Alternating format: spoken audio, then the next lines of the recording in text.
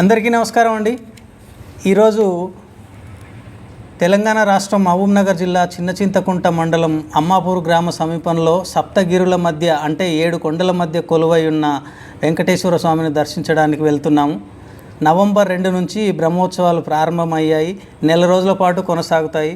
కురుమూర్తిలో కొలువైన శ్రీ వెంకటేశ్వరుడు కురుమూర్తి రాయుడుగా పూజలు అందుకుంటారు. ఇప్పుడు మీరు చూస్తున్నది కురుమూర్తి స్వామివారి యొక్క దేవస్థానం ప్రధాన ద్వారం ఇది. ఈ రోడ్డు వెంటనే మనం స్వామివారి దర్శనానికి వెళ్ళాల్సి ఉంటుంది. ఇక్కడ 7 గుట్టలు ఉంటాయి. వాటిని సప్తగిరులు అంటారు. అందులో 1వది శేషాద్రి, 2వది ఏకాద్రి, 3వది కోటాద్రి, 4వది ఘనాద్రి, 5వది భల్లూకాద్రి, 6వది పతగాద్రి, 7వది దేవతాద్రి. ఈ దేవతాద్రి పర్వతంపైనే వెంకటేశ్వర స్వామి కొలువై ఉన్నారు. కురుమూర్తి అసలు పేరు కురుమతి. మనం ఆ ద్వారం గుండా ముందుకు వెళ్ళగానే కుడివైపు పుష్కరిణి ఉంటుంది, కోనేరు. ఇక్కడనే భక్తులంతా స్నానం ఆచరించి దర్శనానికి వెళ్తారు.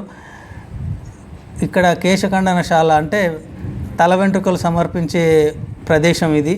ఇక్కడ తల వెంట్రుకలు సమర్పించుకున్న తర్వాత పక్కనే ఉన్న కోనేరులో శుద్ధిగా స్నానం చేసి వెంకటేశ్వర స్వామిని అంటే కురుమూర్తి రాయుడిని దర్శించుకోవడానికి భక్తులు వెళ్తారు. స్వామివారికి నైవేద్యం తయారు చేయడం కోసం ఈ మట్టి కుండలను వాడతారు. ఈ మట్టి కుండల్లోనే నైవేద్యం తయారు చేసి స్వామివారికి సమర్పించుకుంటారు భక్తులు. ఇక్కడ ఎంతోమంది వస్తూ ఉంటారు. అటు నుంచి మనం ముందుకెళ్తే ఇక్కడ పుష్కరిణి అంటే కోనేరు ఇక్కడే ఉంది. ఈ కోనేరు ఇంతకుముందు కాస్త అభివృద్ధి జరిగి ఉండకుండా ఉండేది, కానీ ఇప్పుడు చాలా మంచిగా అభివృద్ధి చేశారు. భక్తులకు ఏ విధమైన అసౌకర్యం కలగకుండా స్వామివారి పుష్కరిణిలో స్నానం చేసే విధంగా విశాలంగా అన్ని ఏర్పాట్లు దేవాదాయ శాఖ వారు నిర్మాణం చేశారు. భక్తులకు ఏ విధమైన ఇబ్బంది ఉండదు. ఒకసారి ఈ పుష్కరిణి మనం చూడొచ్చు. చాలా విశాలంగా ఉంటుంది. ఇక్కడ ఎంతమంది వచ్చినా కూడా ఏ విధమైన ఇబ్బంది లేకుండా స్నానం ఆచరించి వెళ్ళే విధంగా ఇక్కడ ఏర్పాటు చేశారు. కురుమూర్తి అసలు పేరు కురుమతి. కురు అంటే చేయుట, మతి అనగా తలచుట అని అర్థం. అందుకే కోరిన కోరికలు తీర్చే దేవుడిగా శ్రీనివాసుడు ఇక్కడ పూజలు అందుకుంటున్నారు. 1968లో ఈ ఆలయం దేవాదాయ శాఖలో విలీనం అయింది. తెలంగాణ, కర్ణాటక మరియు మహారాష్ట్ర నుంచి కూడా భక్తులు ఈ ఆలయాన్ని దర్శించుకోవడానికి వస్తారు. ఈ ఆలయం క్రీస్తు శకం 1268వ సంవత్సరంలో ముక్కెరపు వంశపు గోపాలరాయుడు నిర్మించారు. సామభూపాలరావు గారు కొండపైకి మెట్లు నిర్మించి ప్రతి ఏటా జాతర నిర్వహించే సాంప్రదాయాన్ని ఏర్పాటు చేశారు. మనము కురుమతి రాయుడిని దర్శించుకోవడానికి వెళ్ళే దారిలో ఆంజనేయ స్వామి మనకు దర్శనమిస్తారు. ఆంజనేయ స్వామిని దర్శించుకొని ఈ దారి గుండా మనము కురుమతి రాయుడిని దర్శించుకోవడానికి వెళ్ళాల్సి ఉంటుంది. బ్రహ్మోత్సవాలు జరుగుతున్నాయి కాబట్టి ఇక్కడ అలంకరణ కోసం అన్నీ ఏర్పాటు చేశారు. విద్యుత్ దీపాలు కూడా కరెంటుతో లైట్లు బాగా ఏర్పాటు చేశారు. రాత్రి సమయంలో అయితే ఇప్పుడు మీరు చూస్తున్న కురుమతి రాయుడు అంటే వెంకటేశ్వర స్వామి యొక్క రూపాన్ని రాత్రి కనుక వెళ్తే విద్యుత్ కాంతులతో చాలా మంచిగా కనపడుతుంది. ఈ విధంగా వెంకటేశ్వర స్వామిని దర్శించుకోవడానికి మనం వెళ్తూ స్వామివారి యొక్క ఆలయానికి వెళ్ళే ప్రధాన మార్గం ఇది ప్రధాన రాజగోపురం. ఈ రాజగోపురం గుండానే మనం స్వామివారి దర్శనానికి లోపలికి వెళ్ళాల్సి ఉంటుంది. బ్రహ్మోత్సవాలు జరుగుతున్నాయి కాబట్టి భక్తులు చాలా అధిక సంఖ్యలో ఇక్కడ స్వామివారిని దర్శించుకుంటారు. స్వామివారి దర్శనానికి వెళ్ళే భక్తులు పూజకు సంబంధించిన అన్ని అవసరాలు ఇక్కడ కింద నుంచే తీసుకొని వెళ్తారు. చుట్టూ ఉన్న ఆ గుట్టలను, ఇందాక మనం 7 గుట్టలు అనుకున్నాం కదా, ఆ గుట్టలను ఒకసారి మనం చూడొచ్చు.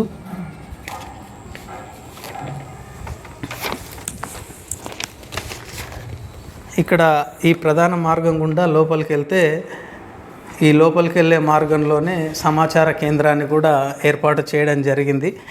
ఈ మెట్ల ద్వారానే మనం పైకి వెళ్తూ స్వామివారిని దర్శించుకోవాలి.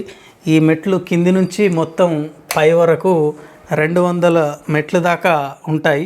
ఈ 200 మెట్లను ఎక్కి మనం పైన కురుమతి రాయుడిని దర్శించుకోవాల్సి ఉంటుంది. ఈ కురుమూర్తి ఉత్సవాలలో, బ్రహ్మోత్సవాలలో ప్రధానంగా ఉద్దాల కార్యక్రమం ఉంటుంది. ఉద్దాల కార్యక్రమం అంటే స్వామివారికి పాదుకలు సమర్పించడం, చెప్పులు కొత్తవి అందజేయడం. వీటితో వీపుపై కొట్టించుకుంటే పాపాలు పోతాయి, ఏ విధమైన ఇబ్బందులు ఉండవు, అష్టైశ్వర్యాలు సమకూరుతాయి అనే నమ్మకం భక్తులకు ప్రగాఢంగా ఉంది. అట్నుంచి అదే మార్గం గుండా పైకి వెళ్తే, ఇప్పుడు మీరు చూస్తున్న భక్తులు వెళ్తున్న ఆ క్యూ మార్గం గుండా కురుమతి రాయుడిని దర్శించుకోవడానికి మనం వెళ్ళాలి. ఇక్కడే మనం తీసుకెళ్ళిన కొబ్బరికాయలు కొట్టే ప్రదేశం ఇది. ఇక్కడే కొబ్బరికాయలు సమర్పించుకోవాలి. మనం తీసుకెళ్ళిన పూజా ద్రవ్యాలు ఏవైతే ఉన్నాయో అన్నీ ఇక్కడే సమర్పించుకోవాల్సి ఉంటుంది. శ్రీనివాసులు వెంకటేశ్వరుడు పద్మావతిని వివాహం చేసుకొనుటకు కుబేరుని దగ్గర చేసిన అప్పు సకాలంలో తీర్చే మాట తప్పినందుకు మనస్తాపంతో కృష్ణానది తీరం వెంబడి వెళ్తూ ఆత్మకూరు వద్ద ఉన్న గుండాల జలపాతంలో స్నానం చేసి అలా ప్రయాణిస్తూ ఈ గుట్టలున్న ప్రాంతంలో అలసట తీర్చుకొని వెళుతూ తమ ప్రతిరూపాలను ఇక్కడ ఉంచి వెళ్ళారని ఇక్కడ స్థల పురాణం మనకు చెప్తుంది. కృష్ణానది తీరం వెంట ప్రయాణిస్తున్న సమయంలో శ్రీనివాసుడికి పాదాలు కందిపోకుండా కృష్ణమ్మ పాదుకలు బహుకరించిందని చెప్తారు. ఆ విధంగా ఉద్దాలు ఏర్పడ్డాయని భక్తుల నమ్మకం. స్వామివారికి ప్రసాదం సమర్పించిన తర్వాత ఒకసారి మీరు చూడొచ్చు, కింద భక్తులు అందరూ అందులో ఉన్న ప్రసాదాన్ని, మొదటగా ఉన్నది అన్నం అయితే స్వామివారికి నైవేద్యం చేసిన తర్వాత అది ప్రసాదంగా మారి అందరూ పంచుకుంటారు, పరమాన్నంగా భావించి స్వీకరిస్తారు.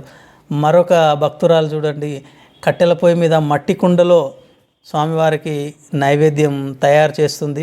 మనం అల్యూమినియం పాత్రలు వాడడం మొదలెట్టిన తర్వాత మట్టి కుండలో వండితే ఎంత రుచిగా ఉంటుంది అనే విషయం మనం మర్చిపోయాము. అట్లా మర్చిపోయిన విషయాన్ని ఇక్కడ కురుమూర్తి జాతరలో కోనేటి రాయుడు, కురుమూర్తి రాయుడుగా మనం పిలుచుకునే వెంకటేశ్వర స్వామికి సమర్పించే ఈ ప్రసాదాన్ని, ఈ నైవేద్యాన్ని మట్టి కుండలో తయారు చేస్తారు.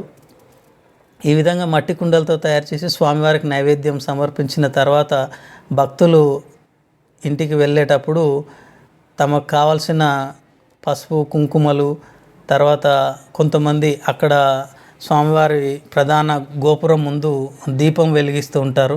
ఆ దీపం వెలిగించడానికి అనుకూలమైన సామాగ్రి కూడా ఇక్కడ ఉంటుంది.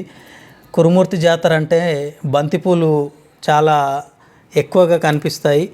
ఎందుకంటే ఈ సీజన్లో బంతిపూలు ఎక్కువగా ఉంటాయి. ఎక్కువ మంది బంతిపూలను సమర్పిస్తూ ఉంటారు. అటునుంచి బయటకు వచ్చే సమయంలో ఒక చిన్నారి చూడండి, బంగారం ఎట్లా మనం కొనలేము, ఇప్పుడు కొనలేని పరిస్థితిలో ఉన్నామని ఆ చిన్న పాప ఒక చిన్న ఉంగరాన్ని, రాగి ఉంగరాన్ని కొనుక్కునే ప్రయత్నం చేస్తుంది. అటునుంచి నేను కాస్త ముందుకు వస్తే చిన్నపిల్లలకు ఆడుకోవడానికి, లేదంటే మన ఇళ్లలో బొమ్మల కొలువు ఏర్పాటు చేసుకోవడానికి కావాల్సినవి అన్నీ అక్కడ ఉన్నాయి. అంతేగాక అందరి దేవుళ్ళ చిత్రపటాలు ఇక్కడ ఒక షాప్లో ఏర్పాటు చేశారు. ఎవరికి కావాల్సిన చిత్రపటాన్ని వాళ్ళు తీసుకెళ్ళి ఇంట్లో ఉంచుకొని భక్తి శ్రద్ధలతో పూజిస్తున్నారు. అటునుంచి బయటికి వచ్చే సమయంలో ఆ పరిసరాలు ఎలా ఉన్నాయో ఒకసారి మీరు కూడా చూడొచ్చు. ఎక్కువ మంది రైతులు ఇక్కడ స్వామివారిని దర్శించుకోవడానికి వస్తారు కాబట్టి రైతులకు కావాల్సిన కొడవలి, గొడ్డలి అట్లాంటి పనిముట్లు కూడా ఇక్కడ తయారు చేసి ఉంచారు. వాళ్ళకు కావాల్సినవి కొనుక్కొని ఇంటికి తీసుకెళ్ళడానికి అనుకూలంగా ఆ చుట్టూ గుట్టలమయంగానే ఉంది. 7 కొండల మాదిరిగానే ఇక్కడ కూడా 7 కొండలు ఉన్నాయి. 7 కొండల మధ్యలోనే కురుమూర్తి స్వామి వెలిశారు. రైతులు ఎక్కువగా అనుకున్నాం కాబట్టి పశువులను బాగా పెంచుతారు. పశువులను అలంకరించుకునే దానికి కావాల్సిన సామాగ్రి ఇక్కడ కనపడింది. అక్కడ చూడండి, ఒక రైతు తన పశువులకు సంబంధించింది కొనుక్కొని వెళ్తున్నాడు. ఈ విధంగా పశువులంటే ప్రాణం ఉన్నవాళ్ళు కొనుక్కొని తీసుకెళ్ళి అలంకరించుకొని మురిసిపోతుంటారు. దాంతోపాటు స్వామివారిని దర్శించడానికి వయోభేదం లేకుండా చిన్నపిల్లల నుంచి ముసలి వాళ్ళ వరకు అందరూ వస్తారు.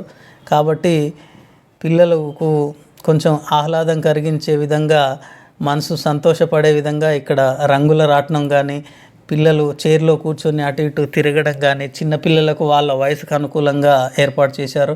ఇక్కడ చూడండి, ఒక భక్తుడు బాహుబలి సినిమాలో షూటింగ్ బాణంతో కాల్చినట్టుగా ఇక్కడ తుపాకీతో కాల్చుతూ ఉన్నాడు.